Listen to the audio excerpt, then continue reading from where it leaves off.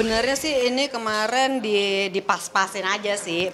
Tapi kalau ditanya makna umur, sebenarnya sih saya mulai ngerasa di mulai umur 40 itu kan ada dulu istilah life begins at 40 kan. Orang-orang tua kita dulu pada ngomong gitu. Nah, gue baru merasakan kemarin kalau memang di umur 40 itu ya memang kan kita sudah melalui banyak sekali hal gitu dari umur 20-an, 20-an pas kita lagi kerja lagi heboh-hebohnya gitu kan. Nah, jadi di situ kan tentu kita punya banyak pengalaman.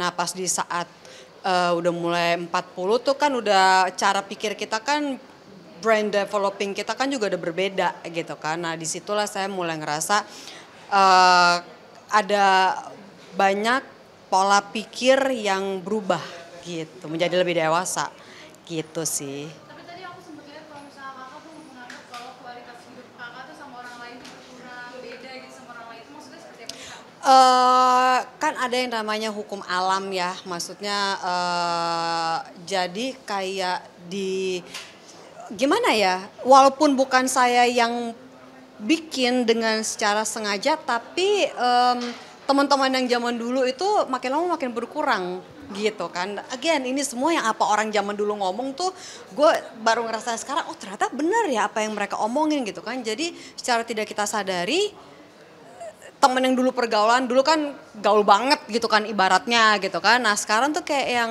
cari temen tuh pingin yang sefrekuensi gitu. Jadi kayak kalau yang cuman pengen head on doang ada gitu. Cuman kan nggak mungkin mau terus-terusan kayak gitu kan. Jadi ya gitu sih. Jadi bukan memang mengurangi tapi ya secara tidak kita sadari akan berkurang sendiri gitu. Kayak ya dipilihkan oleh semesta lah gitu. Kak kan baru ulang tahun nih. Mungkin ada nggak sih kak dari orang spesial kak, dari kado-kado atau gimana sih kak? Nah, saya sih kalau kemarin udah kayak beberapa tahun gitu ya kalau ulang tahun mungkin gara-gara efek pandemi juga jadi akhirnya kebiasaan gitu kan. Jadi kalau ulang tahun tuh lebih prefer sama orang-orang terdekat asin kayak keluarga dan juga teman dekat gitu kan. Jadi ya kalau dan saya juga memang kan saya Natalan kan. Nah, Natalan itu kan identik dengan kado, tukar kado gitu. Nah, saya memang sudah beberapa tahun itu enggak selalu kalau misalnya kayak ulang tahun atau Natal saya bilang nggak usah kasih gue kado dalam bentuk barang, tapi lebih kasih ke yang misalnya kayak lu nyumbang kemana kayak yang gue pada saat itu mungkin misalnya kayak shelter apa gitu. Jadi kalau untuk masalah hadiah memang udah dari lama nggak pernah begitu lagi gitu. Kakak ini boleh langsung mungkin kakak kan berapa udah 45 tahun. Mm-mm. Tapi kakak memutuskan untuk tidak menikah atau seperti apa sih kak sebenarnya? Saya tidak pernah bilang, tidak pernah keluar dari mulut saya. Ini, nah sekalian saya luruskan ya, saya tidak pernah keluar dari mulut saya bilang tidak pernah mau menikah. Tidak, itu hanya orang-orang yang spekulasi sendiri.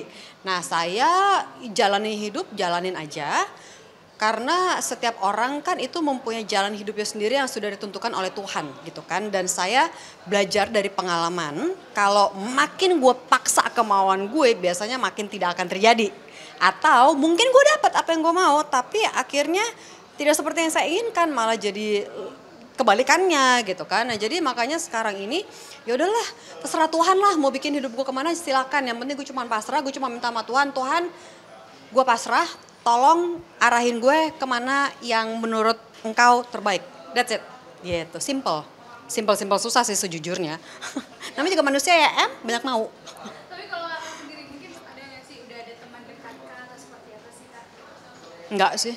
Karena saya lagi sibuk dengan diri sendiri aja. Karena sibuk dengan diri sendiri asin kayak ya itu kayak tadi saya baru bilang gue orangnya perfeksionis tapi ya itu jelek juga sih karena kita kalau perfeksionis itu kan pasti lebih membebankan diri sendiri gitu kan yang sebenarnya nggak rasional gitu. Nah, jadi sekarang ini saya lagi berusaha untuk menata hidup sendiri aja dulu gitu, ngebenerin hidup sendiri asin kayak kita kan hidup di dunia makin kacau ya, makin dengan sosmed lah, dengan di jalan orang semakin banyak yang stres lah gitu. Jadi saya lagi berusaha untuk hidupnya selalu bisa tenang, nggak ikut emosian, nggak panik kalau nggak ada kerja gitu. Jadi ya cobalah kayak gitu loh, lebih kayak ala-ala ini, kayak ala-ala suster-suster atau Buddhis gitu. Buddhis gitu, biar tenang, namaste zone. Tapi mungkin ada nggak sih kak kriteria Aduh, gue nggak mikir ke situ ya. Nggak mikir loh, bener. Karena gimana ya? Kalau tanya kriterianya apa, yang pasti dia harus tanggung jawab, dia mau bekerja.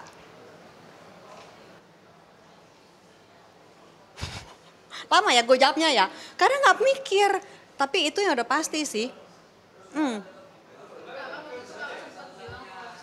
pengen udah tua di panti jompo. Hmm. Hal tersebut sampai sekarang masih ada di pikiran kakak? Ya itu backup plan, betul masih ada. Karena namanya juga, gini loh, kalian harus mengeluarkan image negatif dari panti jompo gitu. Karena kalau, nah itulah susahnya orang kita tidak diedukasi ya, kalau panti jompo itu pasti identik dengan, oh dia orang susah banget, oh tempatnya jelek banget atau apa, semua kan pasti negatif. Which is tidak loh, kalau kalian if you do your own research, banyak sekali tempat jompo itu yang per bulan itu mahal. Dan itu bagus banget gitu kan. Jadi ya nggak berarti orang tinggal di panti jompo tuh berarti susah atau udah sedih banget lah kondisinya, enggak.